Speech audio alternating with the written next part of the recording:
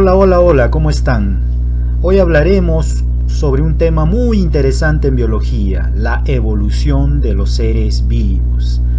Aquí algunos temas que hablaremos en este capítulo y sobre todo hablaremos sobre las teorías de la evolución. Además, hablaremos sobre conceptos previos para poder entender sobre la evolución y sus teorías. Definiremos los genes, la mutación, la adaptación y la especiación. Muy bien, entonces empecemos. Empecemos con el estudio de los genes.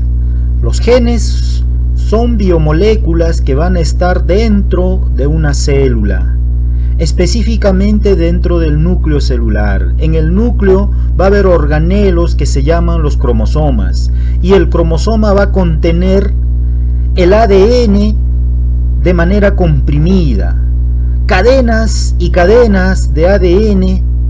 Estas moléculas van a contener lo que nosotros conocemos como genes. Un pedazo de ADN va a ser un gen, y ese gen básicamente, jovencitos, se va a expresar. ¿Y cómo se expresa?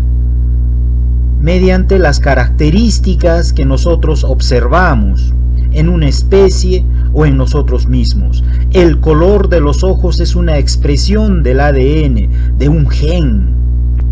Otro gen podría ser la talla de una persona, ya sea alto, ya sea bajo.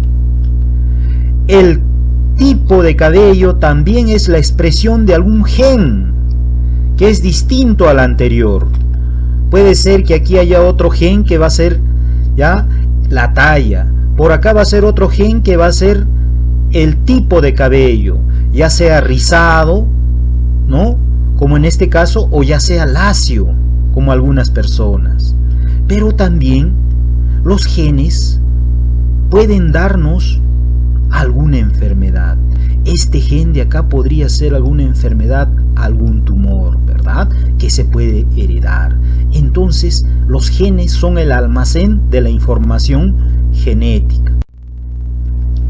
El segundo concepto que debemos saber es la mutación, ¿no? La mutación ocurre en la cadena de ADN. Esas mutaciones pueden provocar alteraciones en esa cadena que finalmente van a provocar que en la expresión de dichos genes ocurran cambios, ¿verdad?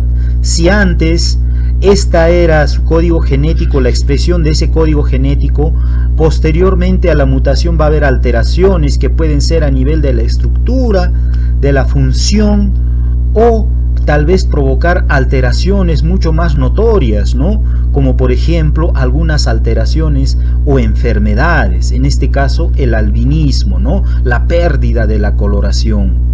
Entonces, pueden también haber mutaciones que pueden ser favorables o desfavorables, o sea, positivo o negativo. Si este pez, ¿ya?, viviera en la costa o a orillas del mar, ha perdido, mira, los ojos. La mutación es que ha perdido la visión. Por lo tanto, eso sería una mutación desfavorable. En cambio, si este pez vive en el fondo marino donde no llega la luz, la mutación sí sería favorable, ¿verdad? Porque no le sirve de nada el hecho de ver. Entonces, veamos que las mutaciones pueden ser favorables o desfavorables. Otro concepto es la adaptación. La adaptación, jovencitos, señores, es que un ser vivo se va a adaptar o va a producir cambios de acuerdo al medio ambiente donde vive, ¿verdad? ¿Ya? Esos cambios pueden ser a nivel anatómico, a nivel funcional o a nivel de comportamiento. Por ejemplo, esta ave se comporta de una manera que se llama el cortejo para poder lograr reproducirse, ¿verdad? Ese es un cambio en el comportamiento y a eso se le llama etología. Todos estos cambios son adaptaciones que un ser vivo tiene al medio ambiente. Un ejemplo de adaptación también es este, mira. donde si tú observas bien, aquí hay unos anfibios, ¿verdad? Un sapito, otro sapito y otro sapito. Estos sapitos han alterado su estructura, su anatomía, ¿no? La piel. Eso se llama mimetismo, y el mimetismo es una adaptación también al medio ambiente. Otro concepto es la especiación, y es algo muy sencillo, su nombre mismo lo dice. Si nosotros tenemos un ancestro de los roedores, ahí está el ancestro que vivió hace millones de años, pero de un momento, durante miles de años, ocurre que este ancestro dio lugar a distintas especies de roedores, ¿no? Los ratones, los castores, el conejillo de India o cuy, ¿no? Y tenemos, mira ahí el capibara, los conejitos. Al final todos son roedores, pero son de distintas especies. Eso significa especiación, la formación de especies, de varias especies gracias a un ancestro. Y vamos a llegar entonces a lo que es la evolución. Pero tenemos que entender que hay un árbol evolutivo. Ese árbol evolutivo es aceptado ya por la mayoría de personas, ¿verdad? Se entiende que hubo un ancestro que era una célula. Esas células evolucionaron hasta convertirse en células más evolucionadas, que ya algunas hacían fotosíntesis y poco a poco dio origen a lo que es las plantas, ¿verdad? Y ahí nació el reino planta. Otros seres vivos que se parecían a las plantas pero que no hacían fotosíntesis, y se formó el reino de los hongos. Y luego otros seres vivos que ya tenían movilidad pero que no hacían fotosíntesis y que tenían que buscar su alimento en el exterior, ahí nacieron los animales. Y ese es el árbol evolutivo, primeramente los invertebrados, luego los vertebrados, y dentro de los vertebrados los mamíferos, para que finalmente dentro de los mamíferos se forme lo que son los primates, ¿verdad? Los primates que finalmente dieron origen al ser humano. Entendamos que este es el árbol evolutivo aceptado hoy en día. Entonces, para explicar las teorías de la evolución, hubo un transcurso, una línea del tiempo, donde antiguos filósofos ya tenían idea de cómo es que cambiaban las generaciones. Y así hubo muchas teorías. Una de ellas, Lamarck, ¿no? Allá por los 1800, ¿ya? Implantó también su teoría, hasta finalmente terminar, mira, en Charles Darwin, quizás el que ha revolucionado ya la evolución con su teoría, ¿verdad? Pero a partir de este momento nació, gracias a la ingeniería genética, hacia que nos explicó todo lo que son las mutaciones, las nuevas teorías, las teorías modernas sobre la evolución, que vamos a analizar a continuación. Empecemos con la primera teoría, la teoría de Lamarck. Allá por los años 1809, Jean-Baptiste Lamarck implantó esta teoría. ¿Y qué decía Lamarck? Decía que el órgano, ya durante la vida, tenía que desarrollarse. ¿Por qué? Porque el alimento estaba en la copa de los árboles. Quiere decir que el cuello se desarrolló en vida para poder alcanzar la copa de los árboles. Lo que significa que si este órgano se necesita que sea mucho más largo, entonces este órgano se va a desarrollar. Se llama la teoría que la función crea al órgano, o la teoría del uso y desuso. Si un órgano se tiene que usar, se va a usar más o es importante, ese órgano se va a desarrollar. Pero si un órgano se deja de usar, ya no es necesario, ese órgano se va a atrofiar o prácticamente se va a extinguir, ¿verdad? Entonces, si este mamífero necesita volar, se va a desarrollar las alas, ¿verdad? Si este mamífero necesita nadar, pues se va a desarrollar unas aletas.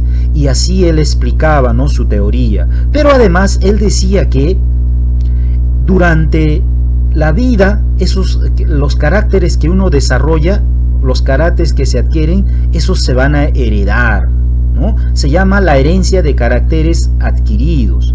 ¿Qué significa esto? Es sencillo, mira, te lo voy a explicar. Quiere decir que si tu papá, tu mamá, nunca han sido nadadores profesionales, ¿ya? Pero tú en vida has practicado y has desarrollado la natación, te has vuelto profesional y eres campeón nacional o campeón mundial de natación. La pregunta es, ¿tus hijos heredarán esa facultad de la natación? Eso es. ¿Qué decía Lamarck? Él decía que sí, los caracteres que se adquieren se heredan, ¿no? Entonces tenemos que analizar esta cuestión. Pero él decía que sí, ¿no? Pero ¿tú qué opinas al respecto? Segunda teoría, la teoría de la selección natural.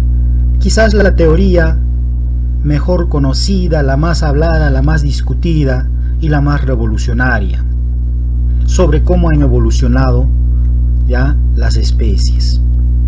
Su creador, Charles Darwin, allá por los años 1859, escribió un libro que causó gran controversia en esa época y hasta la actualidad. Este libro se llamaba El origen de las especies según la selección natural, escrito por Charles Darwin. Este libro tan controversial explicó cómo es que los seres vivos han evolucionado y no como antes se creía que los seres vivos han sido creados. Las premisas de la selección natural según Darwin eran: número 1, que en una misma especie hay mucha variabilidad. Si vemos esta imagen, vemos que de una misma especie, que es el Canis lupus, hay una variabilidad. Inclusive algunos de ellos son más reproductivos que el otro. Entonces significa que esa es la primera premisa según Darwin. Entonces, habiendo tantos individuos, muchos más individuos, tenía que haber una selección de aquellos que van a sobrevivir o aquellos que se van a extinguir. Y a eso se le llama selección natural. Significa que de manera natural se va a escoger aquellos individuos más aptos. Charles Darwin investigó y estudió básicamente este fenómeno en distintas especies y básicamente en estos pajaritos que son los pinzones de Darwin. Él, analizando a todos estas aves, se dio cuenta y se percató de algo, que todos son de la misma especie pero que tenían distinta forma de pico. Y es que cada pico era adaptado para cada tipo de alimento. Algunos eran para árboles y cortezas, otros eran para semillas, otros eran para ciertos vegetales y frutos y otros para capturar insectos o peces. Quiere decir que gracias al medio ambiente se han desarrollado estos órganos mediante selección natural. Quiere decir que la mejor característica es la que va a sobrevivir y el que más adaptado es el que va a persistir durante esta evolución. Y eso que se ha modificado se va a heredar. Muy bien. También lo apoyó a esta teoría el señor Wallace, ¿no? Darwin y Wallace propusieron esta teoría mediante selección natural. ¿Qué dice la teoría sintética de la evolución? Que es la tercera teoría que estamos estudiando. Ya a partir de este momento se conocía los datos que nos ha dado Mendel sobre la herencia y los genes. Es por eso que esta teoría se le llama neodarwinista. Significa que son conocimientos nuevos pero agregados en base a la teoría de Darwin. O sea, básicamente se agrega los conocimientos de la herencia y la genética de Mendel. Además de otros conocimientos como la paleontología, ¿verdad? El estudio de los fósiles que se encontraron como ancestros de otras especies. ¿Qué nos dice la teoría sintética de la evolución o neodarwinismo? En primer lugar, nos dice que hay mucha variabilidad. Si bien Darwin no nos explica por qué hay esta variabilidad, en esta teoría sintética sí nos explica por qué hay esa variabilidad. Y es precisamente por esto, por esta alteración en los genes, que se llama mutaciones. Y no solamente eso, sino que aparte de mutaciones hay una recombinación genética. Quiere decir que los padres o los progenitores intercambian genes para así heredar a los hijos. Como ejemplo te doy, en el ser humano. Nadie se parece a su padre completamente, ni ninguna mujercita se parece a su madre completamente. Tú has sacado los genes tanto de padre como de tu madre, y es una mezcla, una recombinación se llama eso. Es por eso que existe variabilidad. Significa que esa mutación, ¿ya?, si es favorable, va a persistir. En este caso, esta aleta para este medio acuático le es favorable a esta tortuga. Esta mutación le es favorable, por lo tanto la selección natural le va a decir que tú sí puedes sobrevivir, porque tú estás más adaptado a este medio ambiente. Y eso es la selección natural de Darwin, ¿verdad? Muy bien. Y en los últimos tiempos, allá por Japón, apareció una nueva teoría. Se llama la teoría neutralista, propuesta por este japonés, Moto Kimura. ¿Qué nos dice Moto Kimura? Este señor propuso esta teoría que es hasta la actualidad a veces aceptada, a veces muy controversial. Ya teniendo los conocimientos de genética, biología molecular y las mutaciones, él nos dice lo siguiente, que efectivamente hay variaciones, pero esas variaciones son mutaciones, pero esas mutaciones son neutras. Las mutaciones son neutras, o sea que no afectan al final la supervivencia de estos seres vivos. En otras palabras, nos quiere decir que si nosotros hemos evolucionado, nuestro cerebro ha evolucionado de esta manera para ser más inteligentes supuestamente, según la capacidad del crecimiento del cerebro, es de manera neutra, es de manera al azar. El azar significa que hay una deriva genética. Es más importante que la selección natural. No hemos sido inteligentes porque hay un mecanismo de selección natural, que este era más apto que el otro, por eso ha sobrevivido. No, simplemente que ha evolucionado porque simplemente eso es un azar. Evolucionamos al azar. Eso es lo que nos dice la teoría neutralista, que las mutaciones no son ni a favor ni en contra, simplemente son neutras y no producen mayor alteración en ese mismo gen. ¿Ya? Entonces esa es la teoría neutralista que hoy en día está tomando mucha fuerza también gracias a este señor Moto Kimura. Finalmente tenemos la teoría del equilibrio puntuado. Este nos explica cómo es que ha habido cambios en una especie y sus premisas son las siguientes: que la evolución se produce en dos fases, una fase rápida y una fase lenta. Te explico aquí. Quiere decir que si esta es una especie, ponte, de algún animalito, ya, como por ejemplo puede ser un lobito, que ha habido un momento en el que ha estado casi de evolución lenta, o sea, no ha tenido muchos cambios, y de pronto de este animalito surgieron nuevas especies. Los perritos, los lobos, puede ser los chacales, ¿no? Puede ser que haya evolucionado y entonces aparecieron nuevas especies, y esos puntos que se ha ocurrido, esos cambios son de cambios rápidos. Quiere decir que hay una fase lenta, se llama éstasis, y una fase rápida donde efectivamente se producen varias especies. Esa es la especiación. Muy bien, entonces eso es el equilibrio puntuado. Y es lo contrario a lo que dice el gradualismo. ¿Qué dice el gradualismo? Que una especie gradualmente, poco a poco va cambiando, y a veces salen ramitas y entonces aparecen distintas especies. Quiere decir que hay un ancestro, ¿verdad? Pero ¿qué dice el equilibrio puntuado? Que de este ancestro puede ser que sobreviva en la actualidad, pero en algún momento también ha habido una especiación. Este punto es el equilibrio, donde ha habido una fase de cambios rápidos y donde aparecieron varias especies. ¿Ah? Muy bien, eso se le llama especiación. Entonces aquí tenemos, mira cómo el ser humano en algún momento ha habido varias especies de primates. Luego acá ha habido otro cambio, otro punto donde ha habido otra separación, y acá ha sido una fase lenta de millones de años, y en algún momento han aparecido, mira, varias especies, incluyendo los homínidos, ¿no? Como los que pertenecen a los Homo sapiens. Y básicamente se dice además que en el equilibrio puntuado el ancestro común es hipotético. Quiere decir que este punto es hipotético, no se va a encontrar, este antecesor de este punto es hipotético. Muy bien.